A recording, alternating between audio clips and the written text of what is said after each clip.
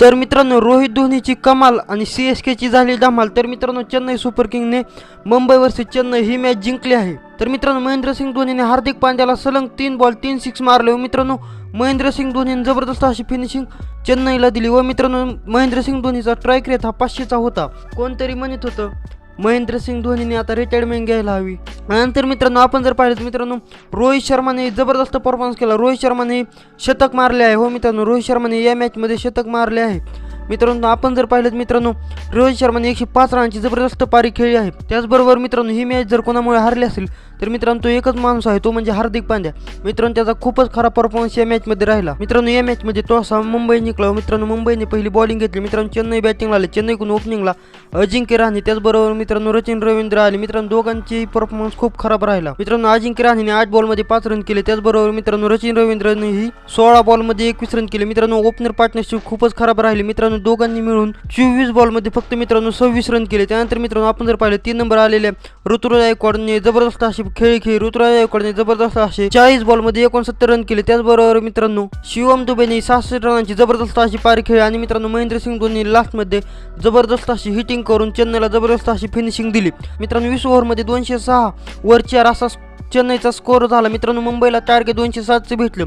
त्यापूर्वी मित्रांनो आता आपण मुंबईची बॉलिंग बघू। मित्रांनो मुंबईकडून बॉलिंगमध्ये कोहलीने 1 विकेट घेतली। त्याचबरोबर मित्रांनो बुमराला विकेट भेटली नाही, परंतु मित्रांनो बुमराने जबरदस्त अशी बॉलिंग केली व फक्त 27 रन या मॅचमध्ये दिले। त्यानंतर मित्रांनो श्रेयस गोपाळने 1 विकेट घेतली। मित्रांनो हार्दिक पांड्याने 2 विकेट घेतले, पण हार्दिक पांड्याची बॉलिंग खूप खराब राहिली। हार्दिक पांड्याने खूप या मॅचमध्ये रन दिले। त्यानंतर मित्रांनो आपण जर आता मुंबईची बॅटिंग बघितली मित्रांनो मुंबईकडून ओपनिंगला रोहित शर्मा त्याचबरोबर मित्रांनो ईशान किशन आले। दोघांनी जबरदस्त सुरुवात मुंबईला दिली। मित्रांनो पहिल्या 7 ओव्हरमध्ये जोपर्यंत ईशान किशनची विकेट जात नव्हती तोपर्यंत मुंबईचा स्कोर हा 70 होता। त्यानंतर मित्रांनो 3 नंबर सूर्यकुमार यादव आला। त्याचबरोबर मित्रांनो आपण जर पाहिलं ईशान किशनने 23, त्याचबरोबर रोहित शर्माने जबरदस्त अशी 105 रनांची पारी खेळली।